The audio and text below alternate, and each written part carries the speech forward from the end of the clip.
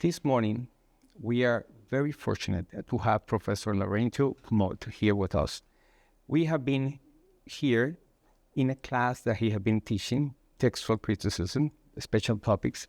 I have had the privilege of translating him to Spanish, and I have learned a lot from his class. After the class, actually in the middle of the class, we decided that it would be a good thing to have an interview and a presentation from him for us, for our students, for the public. And we are in that project right now. I want to ask Professor Laurentiu, could you introduce yourself? Sure. Thank you very much for the invitation. I am from Romania. I was born in a family with my mother knowing Adventism but not being an Adventist. And I grew up so in this family for a number of years. Then a divorce came in, so I moved with my mother and lived with my grandmother. And because my grandmother was an Adventist since childhood, she had also an interruption, but she was coming back by the time we moved to her. So I came in contact with Adventism, but it took a number of years until I fully decided to, as a teenager, to come regularly. Growing up into a smaller church in the capital of Romania, in Bucharest. There are, I think, around 15, 16 churches in the capital. So I grew up in a smaller one. I had the possibility of being more active in the Sabbath school, in public services, even preaching before getting baptized. Wow, look at that. You preached before you got baptized. So, yes, not much, but it was good as an experience. When I decided to pursue theology, at that time, not today, but at that time, there was also a homiletic test. You would receive a Bible verse or two Bible verses, and you had like 1 day to prepare. Wow. And for me, it was good that I preached at church. It was not the first time to preach in front of a commission, of a committee, as it was the case for some of my colleagues. Yeah, they have to do that in front of the committee. Yeah, from the beginning. I mean, as a new thing.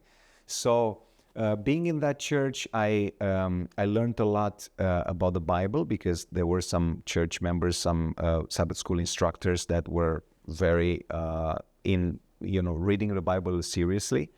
And there's also where I developed a passion for Ellen White's writings. For example, when I went to the exam, we were asked how many. That's still a question that we ask today when there is admission. How much Ellen White have you read? because in Romania, Ellen White is esteemed and is extensively translated. Look at that. Yeah, compared to other non-English languages. I mean, it's extensively translated. And by then, I was 18. I had finished the entire Great Controversy, 5 big volumes.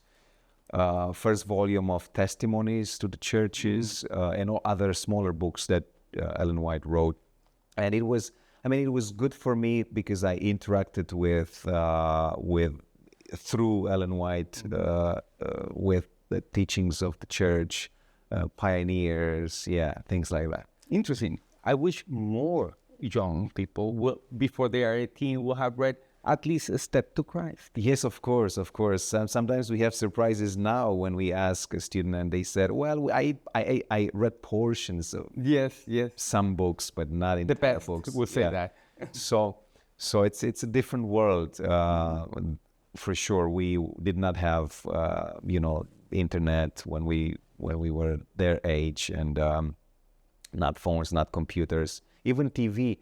Maybe it's an interesting piece of information for our students to know that when I was young, the TV in Romania worked only 2 hours per day. Look at that. So only 2 hours, from 8 p.m. to 10 p.m. And only on Sunday, there was like a 1 hour in the morning for children. And this will be what period of time? Well, before, the entire period of communism, before 1989.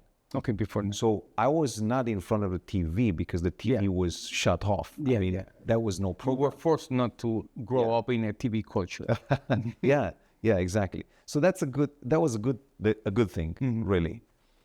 Even though, the 2 hours, there was a lot of propaganda for the Communist Party, for the president and so on. But it was good that we spent a lot of time interacting with children, playing normally outside, and also reading. Books were the only way to steer your imagination. Exactly. Yeah, Go at that time. Yeah. Yeah. So it was good. So this is when you became an Adventist, and this is when you just finished your high school, what we call here high school. Yeah. And then you went to college. Yeah, I went to college. I had a beautiful experience in the sense that I did not have the money that I needed, and I experienced what it means to be sponsored, and also not being sponsored from the beginning to the end. Having that care for the next month. Okay, yeah. So that was a good experience. I developed, trust in the Lord, and also dependence on some people. We don't usually like to depend. No.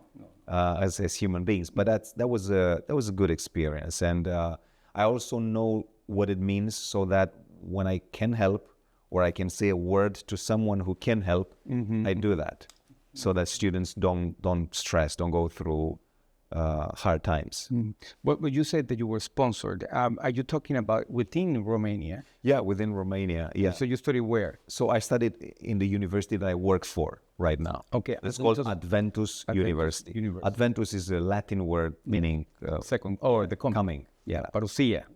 Exactly. Yeah, exactly. So you study where you are working right now, and you study theology? Yes. I studied theology for 4 years. This is the program in Romania. Even though the Romanian education system generally moved to the Bologna system, it's a European 3 years of study. Okay. Currently, but some subjects are still with 4 years, and one of them is theology. Theology is still with 4 years. Will that program have the honors program for the fourth year, or not? I don't exactly. I'm not sure if I understand the meanings. Well, for example, when I was in Glasgow, I learned that the normal program was 3 years, but then there was a fourth year that students could do as an honor. Oh, that in our case it's obligatory. So it's for some programs like theology.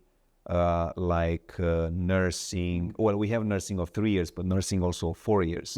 So some programs are, you have to, architecture, I think, as well, 4 years. Okay. So then you did that. I did that. Okay.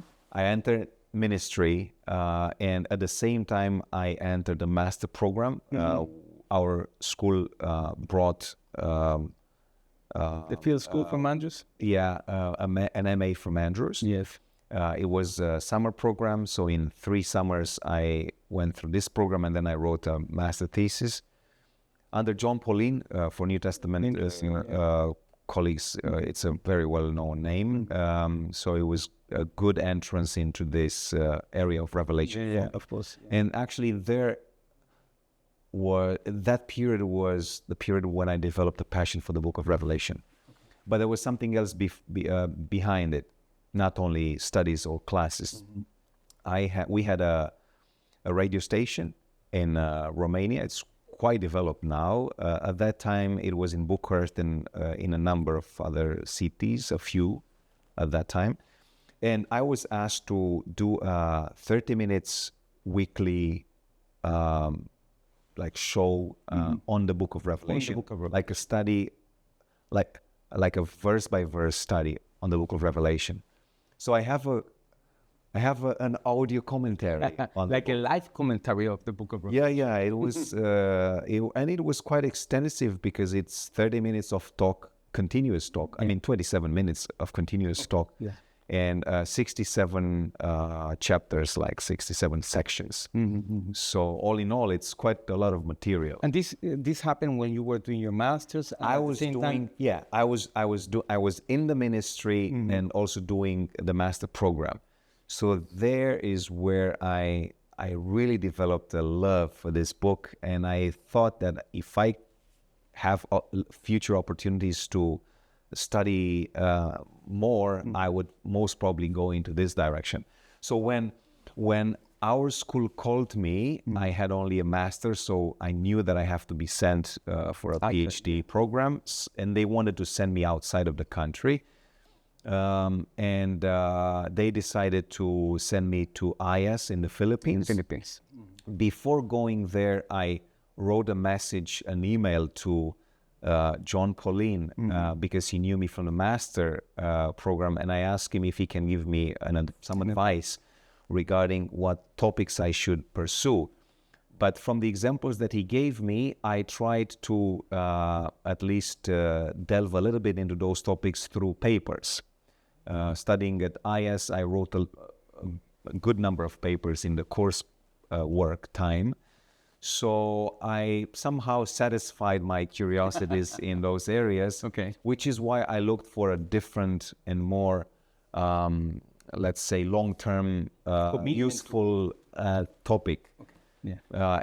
And there is where I changed my mind, and I wanted to do a linguistic study on the Book of Revelation, thinking that this would be very helpful for any kind of future study on the book. I mean, that's the basis. If you cover this basis part, like how the language functions, what are the rules of this kind of writing, apocalyptic writing, that's helpful for any future study in the book. I remember you mentioning that you were able to find that perfect balance between a topic that is interesting to you, that is very curious to you, but at the same time that it will be useful for the world of scholarship and the church too. Yes, that's true, because I have seen libraries, including the library at IS, and I noticed that some of the studies, some of the doctoral dissertations were too confessional or confessional. That's a good word. Too Adventist in our context. And I did not want to just study something very interesting and useful and die out on a bookshelf. I wanted to write something that would be relevant to scholars in general, including non-Adventist scholars. And I actually wrote in my in the introduction of a dissertation, you have to write the purpose of the work, what you dream will happen or will accomplish. And I specified that I envision future commentaries making reference to this work. At least because all commentaries will usually, biblical commentaries, commentaries on biblical books, they have in the introduction always a section on the language, on the text of that book. So you were already saying that dissertation, that your purpose, your hope was that was going to serve as a reference. Yes, like a reference text. That's interesting. And so far I have seen a significant number of authors making reference to the book in monographs, articles, specialized studies. So that means that when you were studying in this solitary type of activity, you were already envisioning, okay, I want this to serve to others. So that actually gave you, I imagine, a little more energy and enthusiasm to continue. Exactly, because if you have a daring target, that animates you. Of course. I remember in the beginning of the process, I was in a section of the library at IS where it was there were less people there. Ellen White Center actually was at the Ellen White. Yeah, okay. And there were some big tables there, and I had like 2 big tables covered with A4 sheets, the entire surface, with all kinds of tables that I did in the beginning because I wanted to organize my material, and I didn't know exactly how to do it. So I really put all those sheets, one after the other, and I looked at them. I pondered. I went away. I prayed. I went back, and so on, until I realized how the material should be organized, and it was very helpful. After I did that exercise, I think it took me like a week.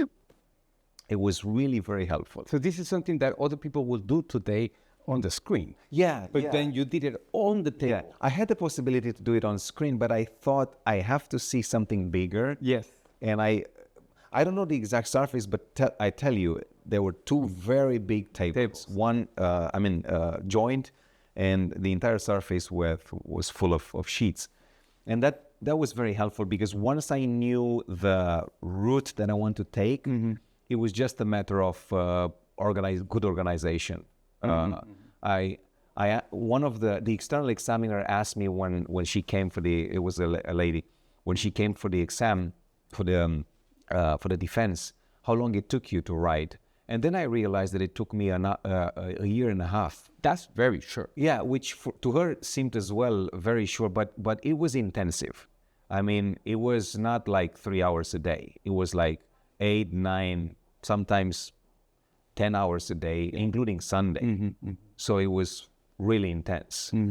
But once I knew which route I want to take, I never have had blockage, any blockage. No writer's block. Yeah, I knew where I want to go. So it was, yes, quite smooth afterwards. Now, I imagine that our listeners are wondering, what is the subject about? We are talking just about the dissertation around it. Exactly. We want to know, what is this about? Yes, thank you. So the topic is, I will say the title, and then I'll explain a little bit.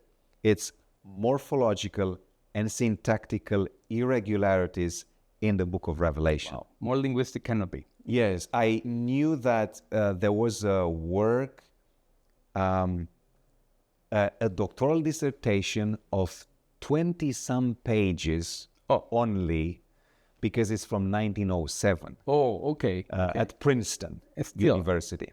That's very short. Yeah, still very short. Very dense. So it's a lot of information in those 20-some pages, but still 20-some pages. Today you cannot imagine that's possible. And I was shocked to find out in 2010 that work is still republished.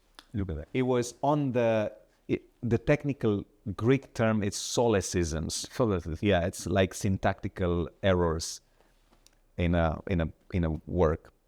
So on the solecisms of Revelation. So I said, if this work is still republished, it means there is no current work. Yeah, there were some, of course, isolated remarks or one article on the language of few articles on the language of Revelation, but not something developed. So I said, once you find a niche like this, a route that has not been taken by somebody else, that's a very good sign that it will draw attention. So in the work, what I did was, first of all, to collect from all the existing grammatical works that make reference to the book of Revelation, all the constructions that have been highlighted as unusual. Okay.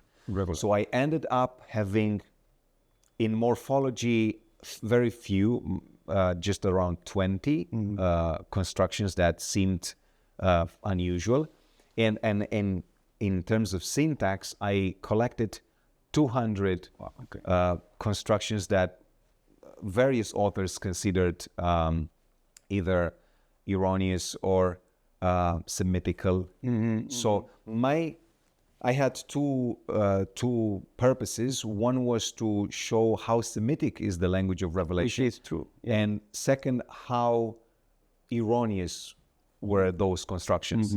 And I will tell you just the findings now, because the entire process is long. But I ended up observing that from the 200 something important that it's interesting. I went to modern studies on second language acquisition. Okay. Because I said, these are scientific modern studies. They are quantitative. They measure things.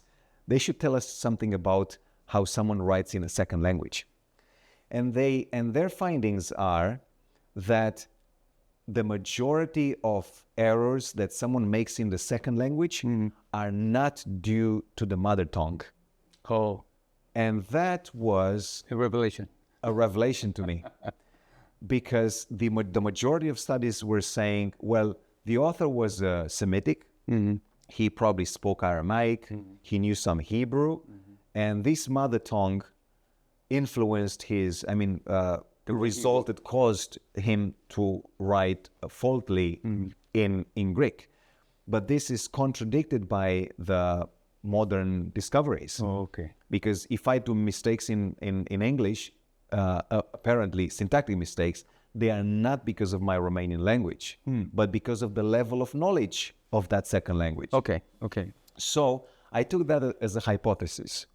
So I said, let me try to understand those constructions from a Greek point of view. Are they explainable? Are they present? For example, I found constructions that you find in Revelation present in papyri of non-Semitic origin. Of course, yeah. No. That is a strong case against Semitism. That's not a Semitism, clearly, if you find them in non-Semitic areas. So what I ended up finding was that of the 200 syntactic irregularities in Revelation, only 45 were Semitic. Not Semitic, or not all of them Semitic, but were real mistakes. Oh. The other ones were constructions that were accepted. To give just one example that I gave also in the class, if you have the subject in Greek in neuter gender, in plural, so it's not singular, it's plural, but neuter, that one can easily be followed by a verb in singular, which of course it's a disagreement if formally speaking. Gender. But that was normal in classical Greek, in the Greek of Plato, in the Greek of Aristotle. That was the norm. So you cannot say that that's a mistake, although some authors say, oh, this is a disagreement, a number disagreement. All right. So I excluded these kinds of examples because they don't qualify. They are explainable. And so I ended up with 45 cases of real irregularities, real mistakes. From 200 to now, 45. These 45 are actually 5 types, because the same mistake is repeated a number of times. Okay. So there are just 9 different types of mistakes. You call this bad Greek? I wouldn't. I mean, that's many scholars do that, but I think that qualifies very easily to intermediate Greek. He was probably a Semitic, as the name shows, Ioannis, but he wrote good Greek. I mean, acceptable Greek. What you are saying right now goes against the traditional thinking. Of course. That Revelation is one of the worst Greek languages that we have. Of course. And so what you're saying is basically that this second language acquisition just says that this is a different type of Greek. Yeah, it's just intermediate Greek. It's not high class, but neither the worst. And because in reality, as I said, from the 45 mistakes that I could not explain, there are only 9 types. And that's not big for 22 chapters. That's not big. It's just something that we also do in modern languages. We repeat some mistakes that we are familiar with. That happens to us when we have an editor. Just imagine without an editor. Exactly. And my second finding, big finding, was that the mistakes that remain, so the 40, so from the 45, only, I don't remember the exact number now, but more than 10, less than 15, somewhere there, it's the number of the mistakes caused by the Semitic language. Yeah. Okay. Because what happens is that most of the mistakes that you do in the second language that are caused by the mother tongue, that's at the level of lexic. Yeah, lexical, not syntactical. Exactly. Yeah. So because of that, I ended up finding that only a very few, like a handful of examples are actually caused by Aramaic or by Hebrew. So that changes the entire picture to me. Revelation is a Greek document. It's written in a fairly Understandable. practical Greek. I mean, it does the job, in other words. So, and this drew attention to various scholars, even though some still perpetuate the long-standing, song refrain that Semitic background influenced John. But that's going to change, I'm pretty sure, because there are other voices after me that I saw writing in the same direction. Okay. So you opened the way in this area. Yeah, maybe I enlarged the way. Other scholars opened a little bit more the perspective, but I enlarged the work because, by the way, the entire title is Morphological and Syntactical Irregularities in the Book of Revelation, a Greek hypothesis. Okay. Showing that we can understand these through the perspective of Greek, not of Hebrew or not of Aramaic. And this is one of the most important first steps that we need to take in order for us to understand the Book of Revelation better. Definitely. And I also found some beautiful examples that have some exegetical implication. I recall an example from Revelation 6:10 when the martyrs cry out to God, and instead of crying out to God in using a verb in a noun invocative, which is the exact call, it's used a nominative, which is a mistake. But yet the nominative was not absent as a way of addressing someone in Greek. It simply means it's more polite. Which is proper in the context, because the martyrs are not trying to question God.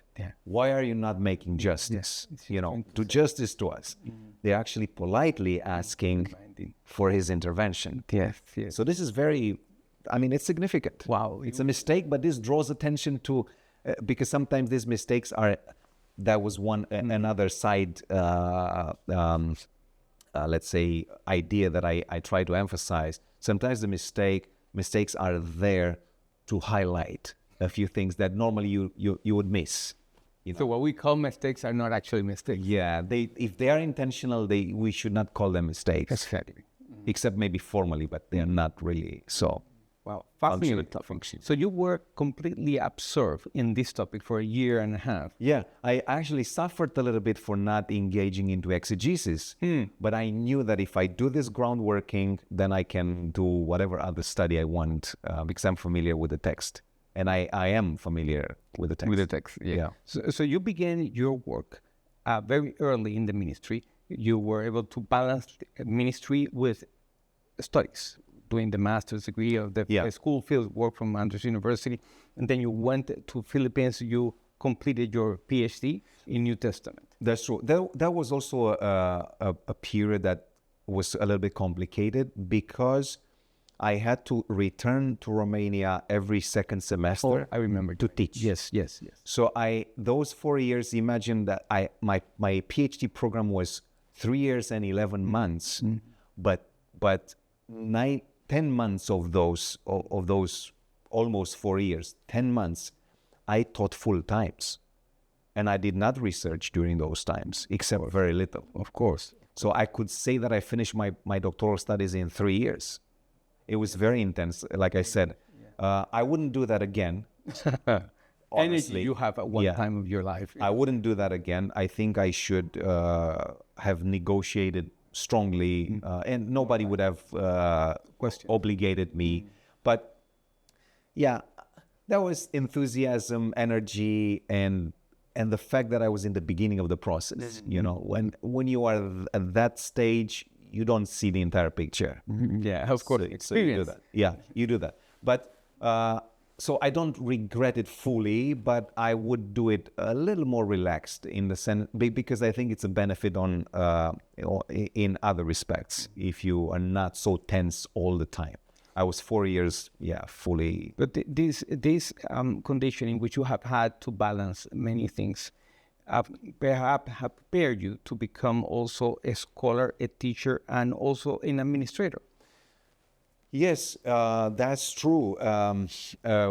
Very soon after I returned, I was actually asked to immediately to take over the theology department as a chair, and then to be a dean for one term, and then to be the rector, the president. Now for the second term, I just began the second term. So I try to do a balance between these three, so teaching, research, and administration. I should say that the first one is research, and I obligate myself to write every week. I remember you mentioning that. I am not able always to write every day. I understand that. It's, days and days. Sometimes you just cannot. But I obligate myself. It's something that is compulsory. And for that reason, sometimes I may frustrate people for not responding, for example, immediately at any WhatsApp call or phone call or email. This morning, as we talk, I answered to an email after 3 weeks. I'm sorry to do that, to have done that, but I just want. I have some priorities, and if they don't remain there in their position, I would always find myself doing so many things and not pursuing what I truly love and what I truly think it's helpful. When I do research, it's not only beneficial to me. Or to the readers, even to my students is beneficial. Of course, yeah. For them, it's motivational to see that their teachers are doing this. And I'm trying also to change this in my institution, or to give a tone in our institution, because it was not a culture of publications, of publishing. We are trying to also promote that kind of culture here, that every person who teaches have to also become a researcher. It's not the same thing to be able to teach about how to write an article when you have not published. It's not the same thing to do, this is how you do research if you actually have not done it on your own work before. Right. So teaching from experience makes it better teaching. Of course. And I am trying to use opportunities, because time is limited. For example, if I write an article, I'm trying to use that material, if possible, if it's not too technical, of course, for a sermon. But I can do it also the other way around. I'm preparing a sermon. I can do the biblical analysis very seriously while doing that sermon, so that I can fill out with academic technical details afterwards. So that means that your sermon could also be the groundwork for research. Yeah. And vice versa. You are a historian and you know this. If you go to the reformers or to the church fathers, that's what they did. Their sermons, what we call now primary text, it's actually, many of them are letters or sermons. That's right. They were doing it very seriously, engaging with what they had at their disposal. And that's something that we can do. You're right. Luther didn't make a difference between the preaching that he had, the sermon that he had, and a publication. Those were also, we consider them primary sources. Yeah. So for example, when you publish, you don't have to always publish in high-class journals, for which you probably have to do something maybe more technical, more unusual. Otherwise, they don't look at you. But there are also journals that we want to accommodate and support, like our school journals, right? They are not yet too known, but we want to publish there as well. Or other journals, so we can do very good stuff there, more biblical, more exegetical, but using works that we have done also for other purposes, like I said. Other research. So yeah, we have to. You are never in the best. You don't have you never have all the time you would need. That's exactly. Yeah, I was coming here, for example, and in the plane, I had no pleasure to open my laptop. I would have slept maybe, or listened to something, or watched something. But part of the time, against my own feelings, I opened the laptop, and I have done something. You did something important. Yeah. Yes. Well, that's a discipline that many of us have to learn and make a practice, and also promote that our students will do that too. Yeah. This research that you have done have been a foundation for everything else that you have been doing. That's true, and it helped me to.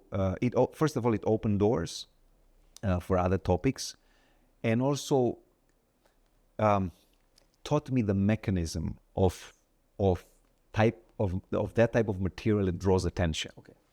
I'm not saying that everything I write is able to go through. No, it's not true. But from then, I realized I had a bit of feeling of what it takes to be a good. This need to be listened to. Yeah. So in that way, I was able to throw some of my chapters or articles in good publications. Yeah, like New Testament Studies, for example, the last one and the biggest to me.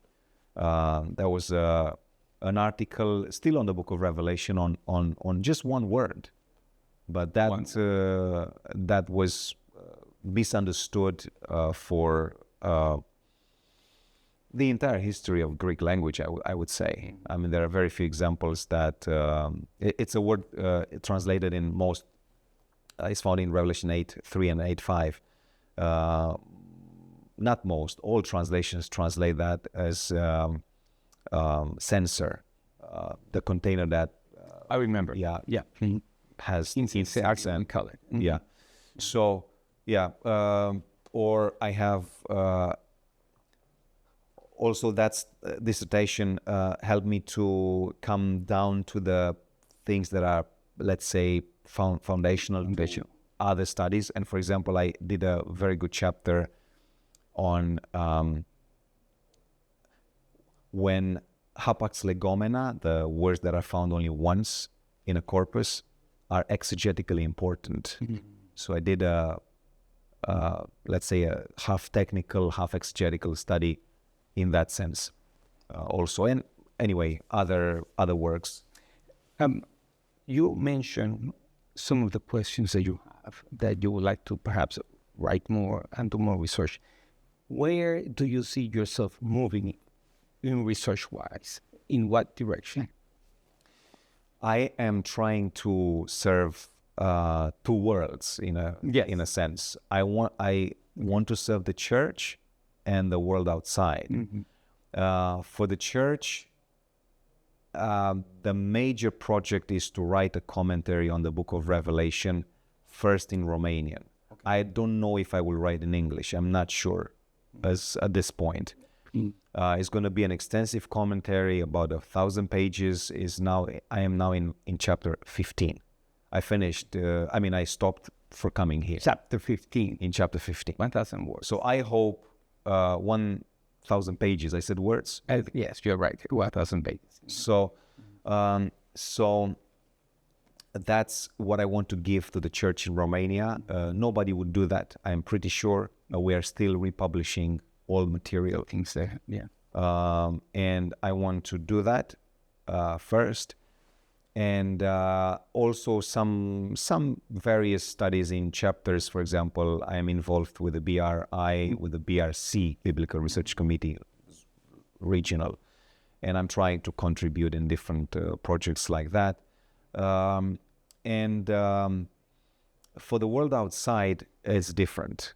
On the one hand, I want to publish things that are simply of interest to scholars. On the other hand, I would like to draw attention to some of our distinctive understandings. And you can only do that if you mingle your preoccupation with some other kind of study or concerns. You cannot just do that as an exegesis because people will immediately feel this is Confessional part. something confessional. Even though you do not cite maybe And you no no confessional writer, but still they would feel this is something side. I mean, big journals don't want to approach this kind of material. in that way. For example, for the world outside as a major project, I'm thinking of writing a commentary on Revelation, but not exegetical, just philological. So just to talk about and a bit of textual criticism in it. So a bit of manuscripts and most of it on the language, on various constructions. Where do you find them? How do we find them in the Greek world? And that would be very helpful again to any kind of commentary would appear afterwards. But this type of work is not going only to serve the world, it's going to also serve Adventist scholarship. Oh, definitely, because we do love, we are people of Revelation, people of Daniel, and people of the Gospels. Exactly. Saying that, I would recommend if some of our students would like to delve more into Pauline studies, that would be excellent. Because many of our doctrines are related to Paul. Exactly. Yes. So we should involve ourselves there as well. I am trying to do that through individual studies, not extensive, but individual biblical studies. I do that, and I have done that. Well, I have had such a pleasure learning from you and about you and what you have done and what you are going to be doing. I do hope actually that your experience is going to inspire others to follow. I hope to. When I run in these directions, I am thinking of maybe throwing an impulse into others, because the idea is not to become important, but to become someone to whose example can be followed. Exactly. Yeah. So many of us have something to say. That's the point. Not only some of us. Many of us have something to say. We just need to pursue. We just need to try harder, try again. We will get rejected. I didn't say that, but I have been and I am being rejected continuously. That's part of being in scholarship. But that's part of being in scholarship, exactly. Part of success. You cannot do that unless you try. Often those type of supposedly non-accepted work, you can just take it and transform it in other type of things too. Exactly. So now we are going to hear a presentation that you are going to be giving us. Can you give us a very quick introduction to the presentation? Absolutely. The presentation is on a very intriguing text. Okay. It's on 2 Thessalonians 2, which is an apocalyptic, let's say, text. Not technically speaking apocalyptic, but it's apocalyptic and eschatological in many respects. I say it's not necessarily apocalyptic because apocalyptic literature involves an angel that interprets the vision to the seer, to the prophet. Paul is alone probably with the book of Daniel, I suppose, because many scholars see Daniel inside 2 Thessalonians 2. But I see not only Daniel, I see also Revelation. So I will try to show what this short text illuminates, how this short text illuminates our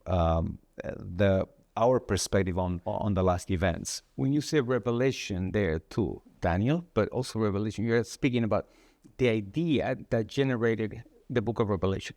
No.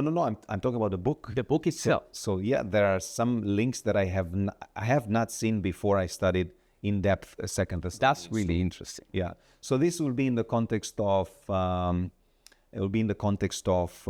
temple terms. So I will make a little bit of introduction about temple terms in the New Testament because there is a key.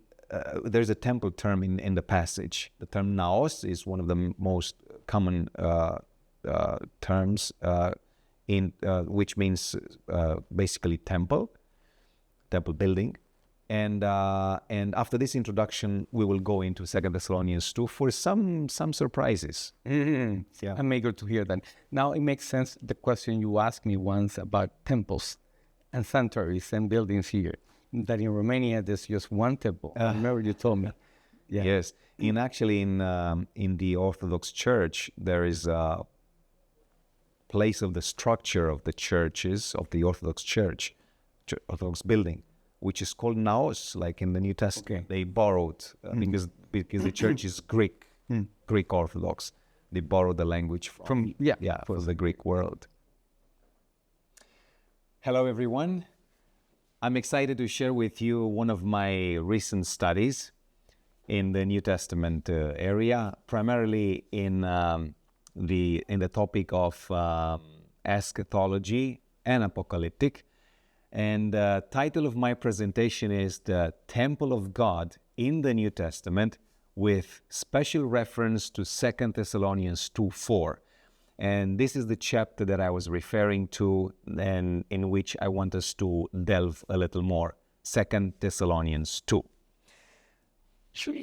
In the New Testament, as a background information, I would like to spend a bit of time around the temple terms in the Greek language of the New Testament.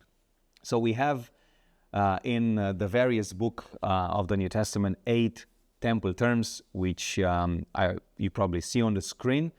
I'm not going to go through them now here because we will take them one by one, but I highlighted the term naos among the 8 terms because this is the one used in 2 Thessalonians 2:4, and it's necessary for the understanding of the passage. Now, the first temple term in the New Testament is one called hieron, and is in reference to the entire sacred enclosure. So not only the temple building, but the entire thing, the entire surface. We find that text 79 times in Matthew, from Matthew to Acts. And I gave a few examples on the screen. I would like to remind you, for example, of Matthew 4, verse 5. The devil had Jesus stand on the highest point of the temple. It's related to the structure of the temple. Or when Jesus says in Matthew 12:6 is the same term, something greater than the temple is here. Or in Matthew 21:12, Jesus entered the temple and drove out all. Clearly here it refers to the entire temple enclosure, not in the building, because Jesus was not a priest, so he did not enter into the building. And and there's one more text that I will jump.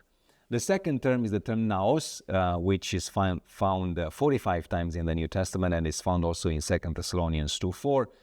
For example, Zechariah, the father of John the Baptist, is said in Luke 1:9 that he entered the holy place. Of course, he was a priest, so he entered in the building, in naos.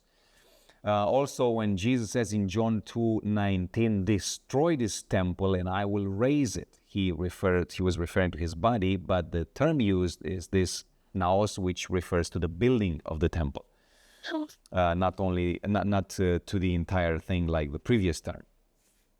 Also, Judas says in Matthew 27, verse 5, that threw the silver into the temple. From outside, of course, he threw the silver coins received for selling Jesus, betraying Jesus, into the temple, into the building. But also the term is used metaphorically for the church by Paul in 1 Corinthians 2 times and in Ephesians.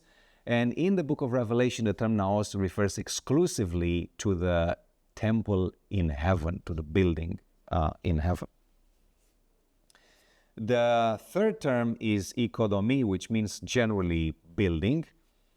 It is used literally in relation to the temple buildings in Matthew 24, verse 7, but also metaphorically, actually mostly metaphorically.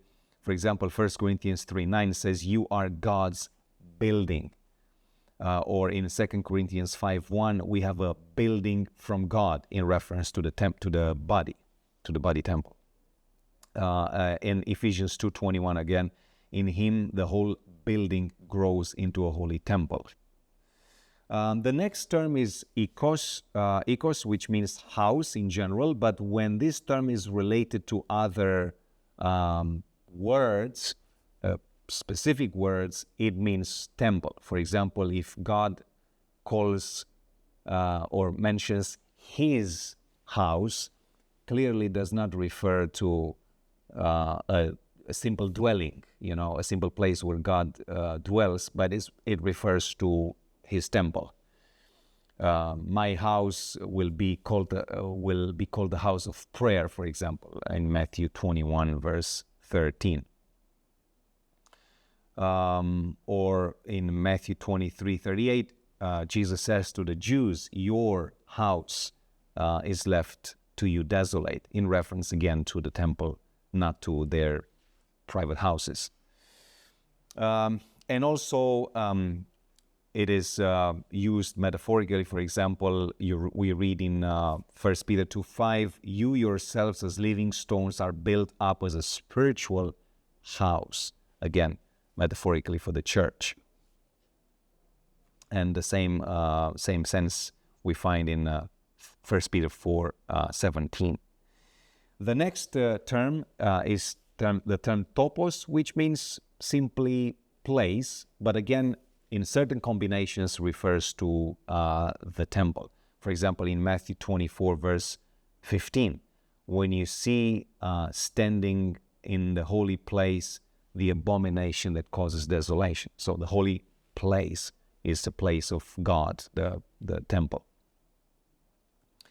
Another very known term is the term agia, which is found many times in the Bible, but 10 times in the book of Hebrews.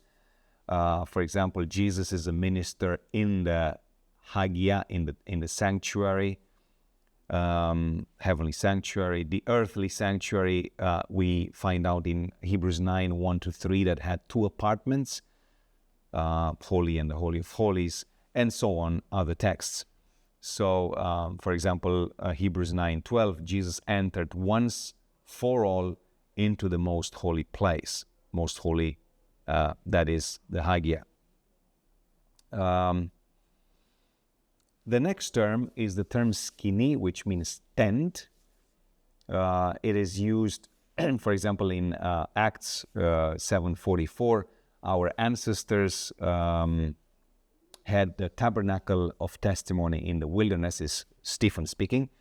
And then the rest of the occurrences are found in the book of Hebrews. Jesus is a minister in the sanctuary, in the true tabernacle, or the true tent that the Lord, not man, set up, and so on. Other information related to this. But it's also found in Revelation 2 times. For example, in chapter 13, verse 6, the beast opened his mouth to blaspheme against God, to blaspheme both his name and his dwelling place, that is, those who dwell in heaven. Or Revelation 15:5, after these things I looked, and the temple of the tent of the testimony was opened in heaven. And now the last word is very rare. Katekiterion means dwelling. It is found once in Ephesians 2:22 in reference to the church, so metaphorical. But it's also found in relation to Babylon, the apocalyptic Babylon in Revelation 18:2. And to this term we will arrive sometime in the end of the presentation. So this is the background information. These are the 8 temple terms in the New Testament, and one of them is used in 2 Thessalonians, specifically in verse 4, and I would like us to discuss 2 Thessalonians 2 in this temple context, which is something new that is not usually found in 2 Thessalonians studies, except in passing. So this is the context of what was happening when Paul wrote 2 Thessalonians 2.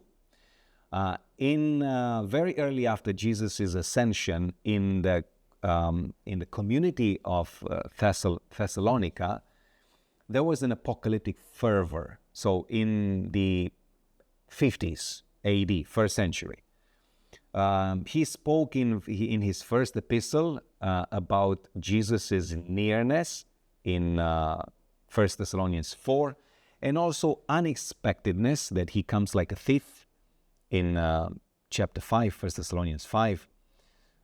Based on these two elements, Jesus' nearness and his unexpectedness, there were certain speculations going on into the community. There were some enthusiasts and false prophets, even people that wrote in his name, in Paul's name, without actually being him, the author,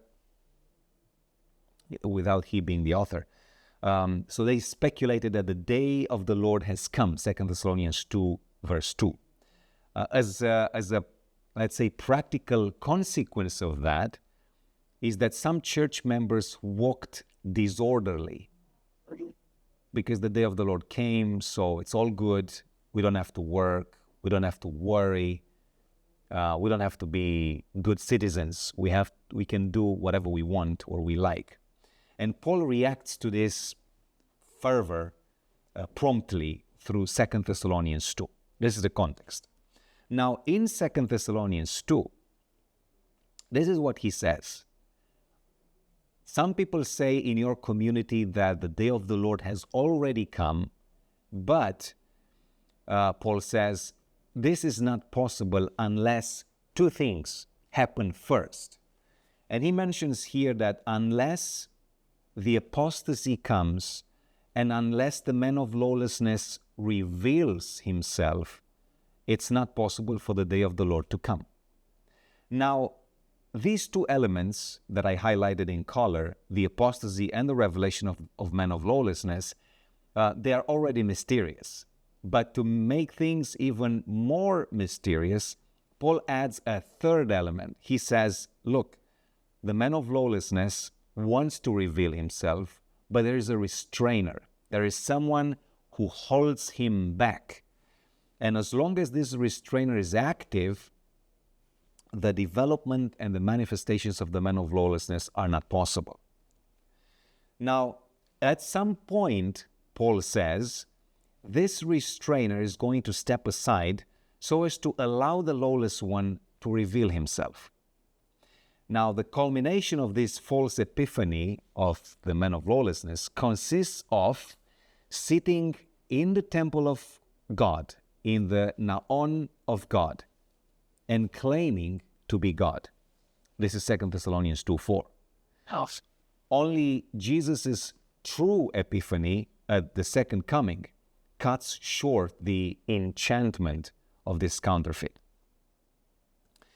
So, the hypothesis of this research that I'm going to present to you is that in order to understand the two characters, two enigmatic characters, that is the man of lawlessness, anti-God figure, and the restrainer, the one who holds him back. So in order to understand these two characters, these two notions, I think we need to break out the entire scenario in the temple context. I think the temple is the key element to understand these two figures.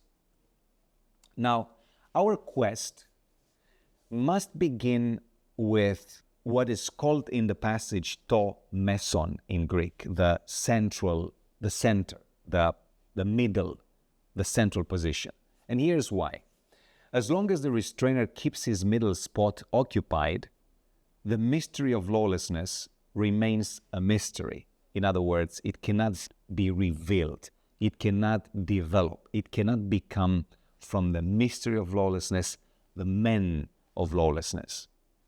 So this position is held by the restrainer. We need to understand more about this middle position. But one quick word about the restrainer. In the scientific literature, there have been many tries to identify the restrainer. And here are 4 types of interpretations. One is that is related to politics, to Roman Empire, for example, the church fathers were saying, or to the civil government in general. This is the restrainer power that holds back the men of lawlessness, according to some scholars. Other scholars say, no, it's not the worldly power. It's actually the power of the gospel. And here you have the gospel preaching or Paul's work, or even the church, the faithful remnant. So these are doing the job to restrain, to hold back the anti-God figure, the man of lawlessness. Others say, no, it's angelic figures, something like Gabriel or Michael, for those who understand Michael to be just an archangel and not Jesus, as we Adventists understand. And even others say, well, it's not angelic figures, it's actually divine persons, whether it is Jesus or the Holy Spirit or God or God's plan. Now, in my paper, I will argue that the best options from these is God himself. He is the restrainer. And the reason I'm arguing that is related to the temple language. First of all, two quick grammatical remarks. Number one, the restrainer is going to be out of the midst. This is the literal translation of the Greek phrase. Now, this phrase is rendered in most translations passively. I don't know about Spanish translations so much, although I looked at a few, but English translations, most of them, if not all, render the phrase passively. In other words, they say, until the restrainer is taken away, which gives the impression that the restrainer is like a small power, later to be removed by a greater power.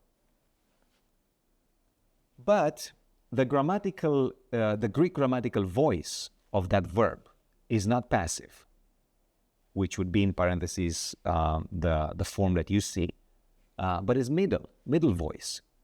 So a different graphical form.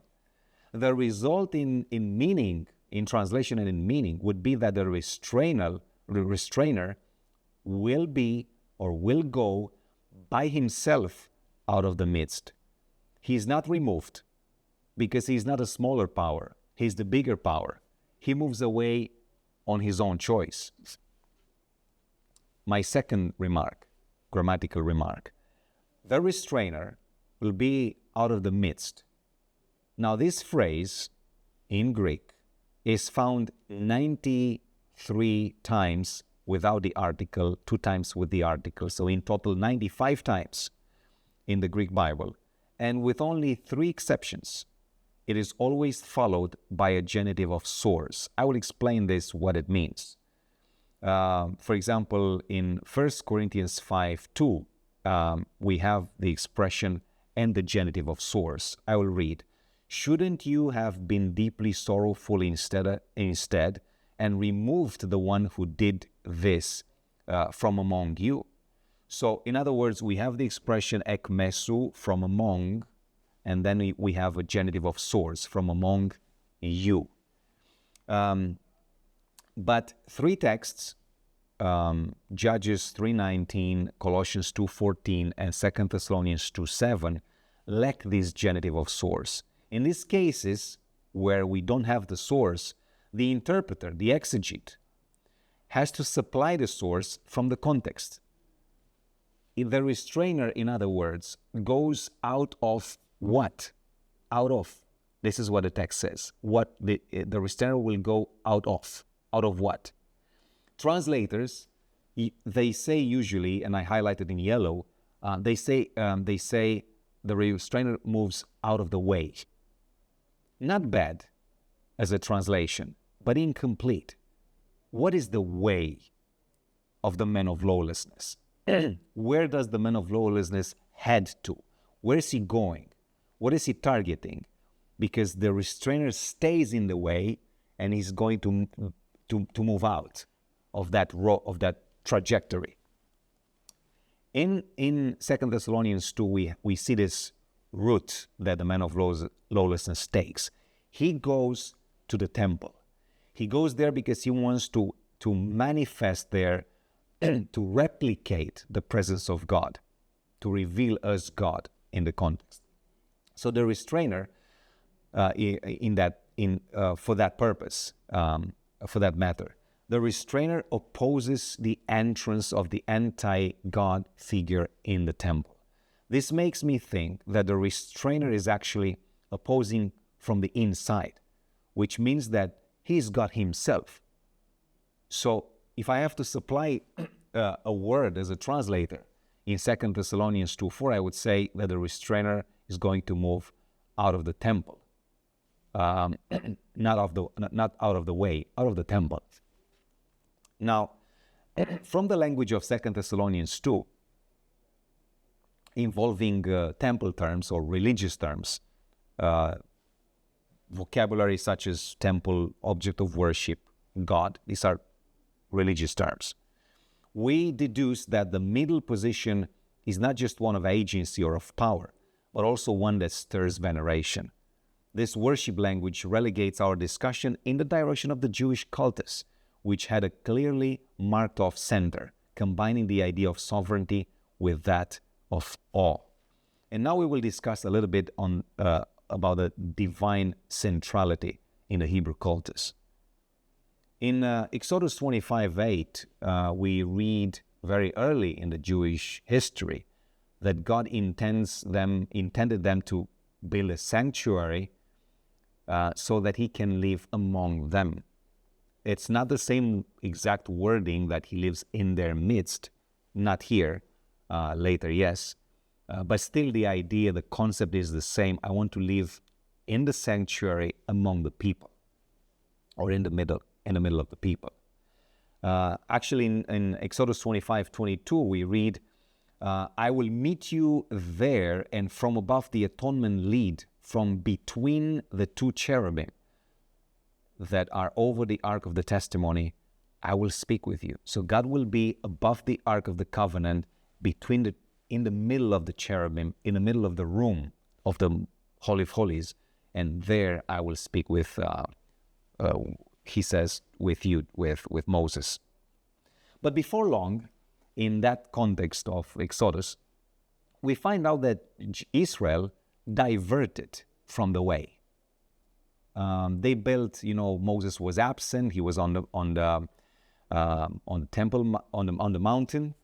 So they built a golden calf. They began worshiping it. Therefore, God tells Moses, go up to go to your people, go up with them to a land flowing with milk and honey. But then he says, but I will not go up among you. So the initial design was, I will be in the sanctuary in your midst, but now because your people apostatized, I'm not going to go with you. And as an immediate, let's say, precaution, Moses took the tent and pitched it outside the camp. Exodus 33, verse 7. So God was outside of the camp, not in the middle of the camp, because of the apostasy. Now, this first apostasy of God's people looks like a paradigm of the last apostasy envisioned by Paul. Near the eschaton, the greatest falling away will burst inside Christianity, and this will culminate with a devotion to an alternative God. The term apostasy, apostasia in Greek, refers to a departure from a particular set of beliefs. The term is religious, and the fact that it has a definite article, the apostasy, not just an apostasy, suggests that Paul might have had a unique or complete departure from faith in mind. It's like a generalized apostasy, not local apostasy as we have throughout church history. And the context might be like something similar to Revelation 13, right? Where we do have a character claiming divinity and claiming worship, as the man of lawlessness does in 2 Thessalonians 2. When we go to the history of the Jewish people, we will see four buildings: the sanctuary in the wilderness, first temple, Temple of Solomon, second temple, the temple of Herod, let's say, and also the ideal temple in Ezekiel, not built, but like an ideal project. In all four cases, God is pictured, is presented as at the center of all. He is inside the sanctuary ruling the people. What happens when lawlessness enters the sanctuary? There are two ways.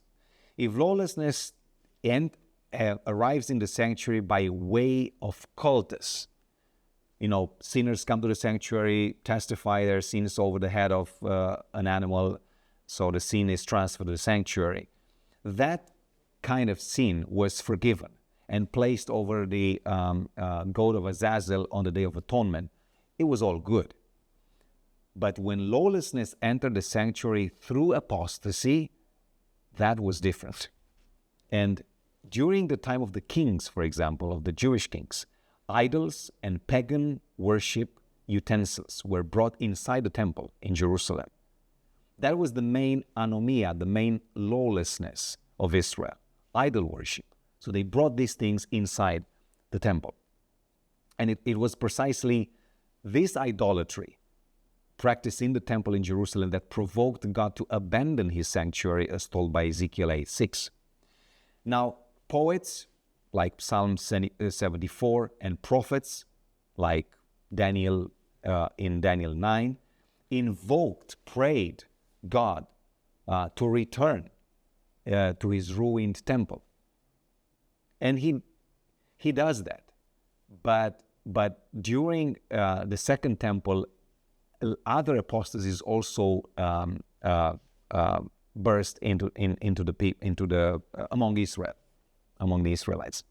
Now, in the Apocrypha, in the apocryphal Jewish literature, we find some interesting examples of pagan rulers that wanted to enter the sanctuary.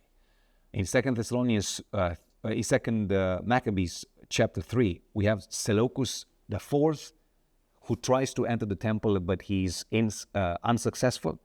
And Antiochus IV, he is successful in entering the temple and plundering treasury. Now, interestingly, the second Maccabees author says that Antiochus succeeded where Seleucus failed because the people's apostasy, because Israel apostasy, God looked away, looked somewhere else, and meanwhile the pagans took over. In 3rd Maccabees, first 5 verses, there is another example of Ptolemy IV, which is very significant for 2 Thessalonians 2:4. There we find out that Ptolemy wanted to enter the temple again to get the money, but the working power of the Lord stood against him, and the Greek verb is the pagan ruler was held fast. Now, this term is exactly the same term like in 2 Thessalonians 2:7, is the restrainer. So in this Old Testament context, apocryphal Old Testament context, the power that restrains the pagan ruler to enter is God's. So God himself is the restrainer. Therefore, I suggest once again that the restrainer in 2 Thessalonians 2:7 must be God himself. He's the one who, by his own power, moves away. He's the one who sits in the temple and stays in the way of the men of lawlessness. Now, there's one more thing here to say. He opposes the men of lawlessness in 2 Thessalonians 2:4. He opposes and exalts himself above every so-called God or worship or object of worship, and as a result, he takes his seat in God's temple, displaying himself as God. This is the New English translation, and I highlighted in yellow what it says.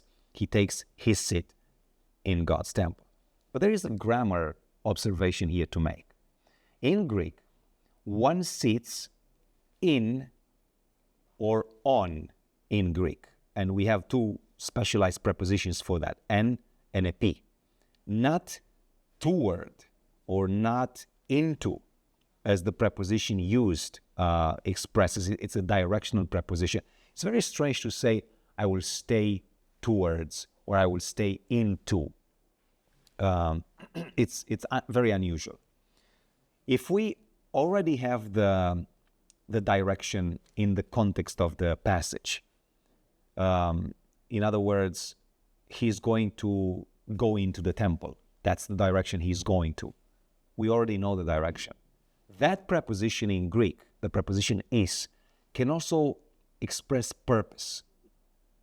He opposes and exalts himself above every so-called God or object of worship, and as a result, he, now you can translate this, as a result, he's going to sit as or become the temple, God's temple, displaying himself as God.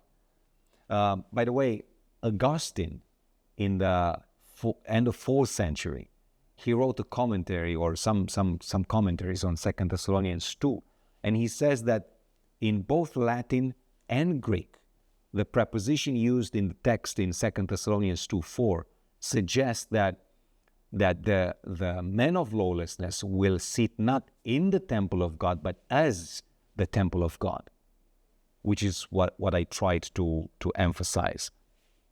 So 2 Thessalonians 2:4 in a chiastic structure would put in the middle the temple of God, or the temple language.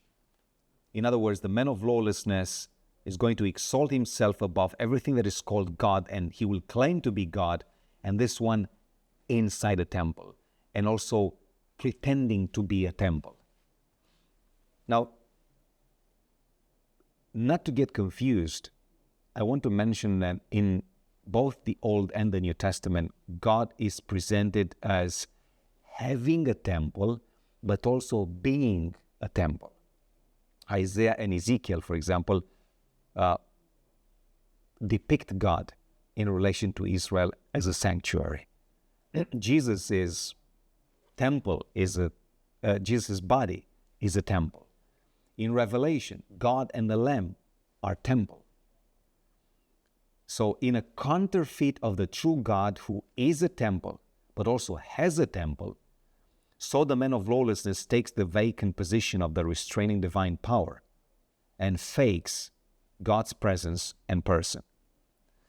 Something related to sitting. Even this image is strange in the passage. As one can recall, there was no sit in the Jewish sanctuary or temple. Inside the building, the priests were moving or standing, but not sitting. The only one depicted as sitting is God. When he is pictured in this posture, God always sits on epi in Greek, the mercy seat between the cherubim. So that's the main point of the passage. God is going to, because of the apostasy of his people, will move away from their midst. Therefore, the man of lawlessness will manifest as God, as the new temple. Now, what does the phrase temple of God mean? It is found 15 times, aside from 2 Thessalonians 2:4, and it can have three possible meanings. The temple of God, the naos of God, can refer to the temple in Jerusalem, can refer to the church or the Christian believer, but the idea is that it's metaphorical, or can refer to the heavenly temple. Which of these three apply in 2 Thessalonians 2:4? The temple of God in 2 Thessalonians 2:4 cannot be the temple in Jerusalem, and here's why. In the New Testament, the sacred building in Jerusalem is called the temple of God only once. But that expression is used by a false witness who deposed that Christ would have declared that he is able to destroy and rebuild the temple. But in Matthew, Jesus calls the temple of the Jews, the temple in Jerusalem, your house. is no longer my house or my Father's house. My Father wanted to make it a house of prayer for all, but you desacralized it. So it's no longer God's temple, it is your temple, your house. Therefore, Paul in 2 Thessalonians 2:4 could not call that temple the temple of God. It's not the Jerusalem temple. It is neither the heavenly temple, because the divine realm is inaccessible to the man of lawlessness, and his action target those chosen, called, and faithful to the gospel here on earth. Here's the conflict, not there.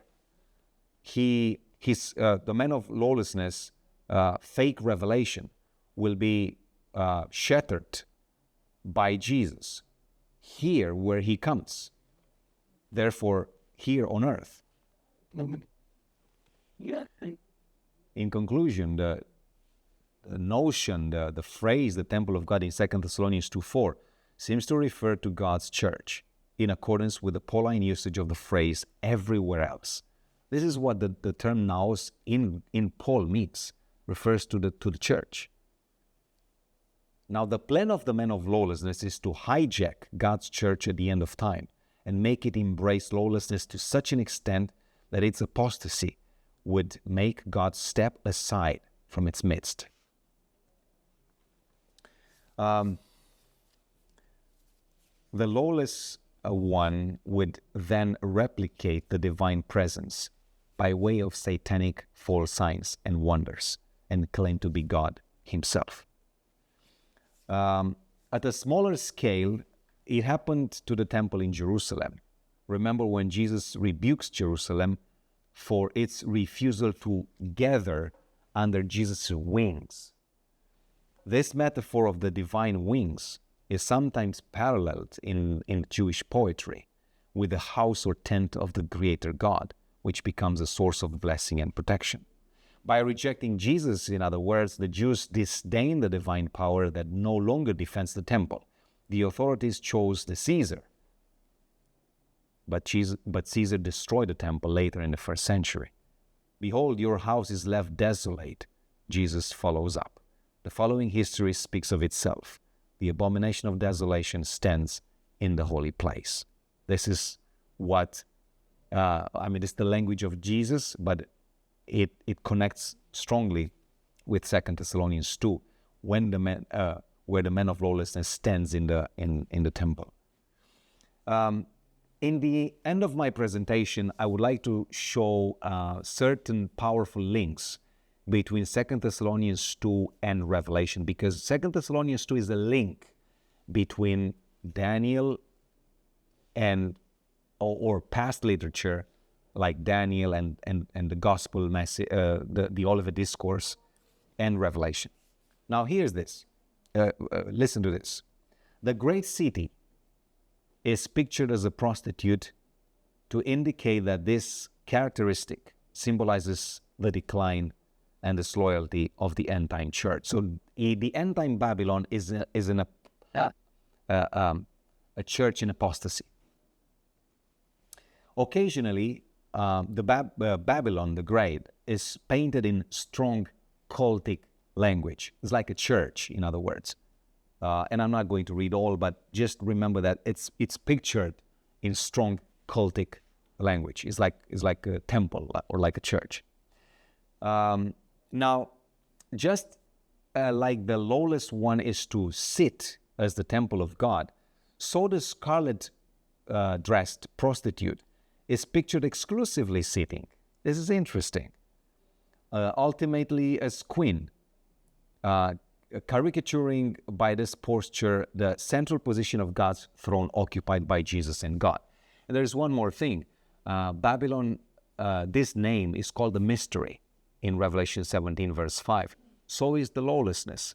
First the mystery, and then it becomes the man of lawlessness. It becomes then as a natural consequence that Babylon ends its infelicitous odyssey by becoming a demonic dwelling. Katekiterion is the Greek term, and we saw it in the beginning. So Babylon begins as God's temple and ends as a demonic dwelling place, a satanic dwelling place. The man of lawlessness is also called the son of destruction in 2 Thessalonians 2:3, son, or 2:4, son of destruction.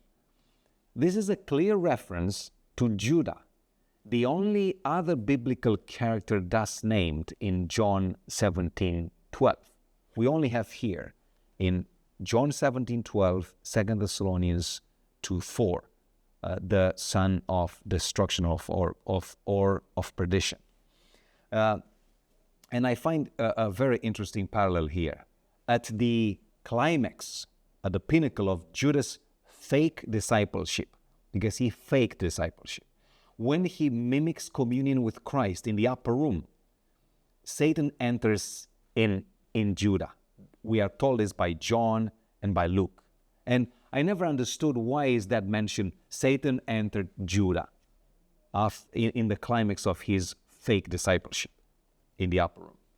Now, as this disciple of Christ experienced individually the demonization, we would say, of his body temple, so the temple of the church at large, the great Babylon, at the end of time, will experience a satanic definitive invasion. As we read in Revelation 18:2, fallen is Babylon, it became a dwelling place of demons.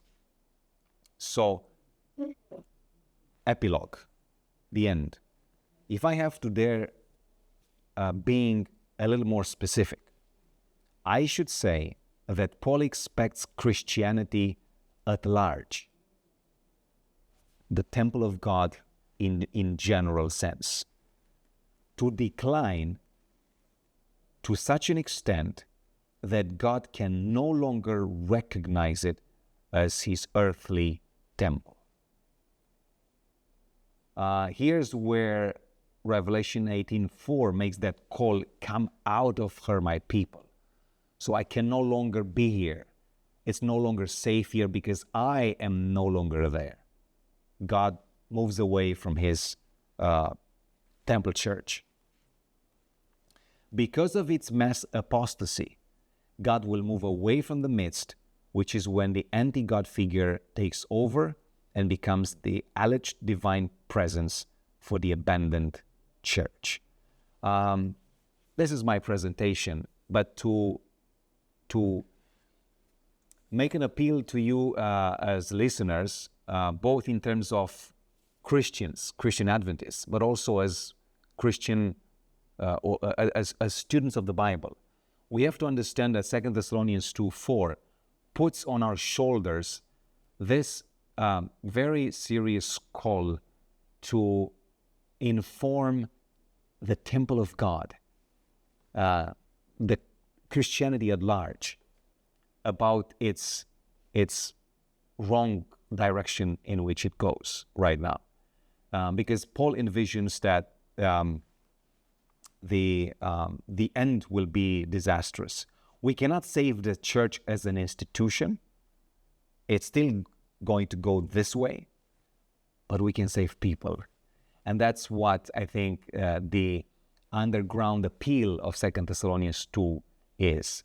We are here in this world to try to save as many as possible. And the last call is the one in Revelation 8:4, come out of her, my people, because it's no longer safe here. But let's not forget that God's true church, true faithful remnant, always benefits from God's presence. May the Lord bless you in your Christian life, but also in your studies if you are a student of the Bible, and use your research to try to enrich other people's lives. May the Lord be with you.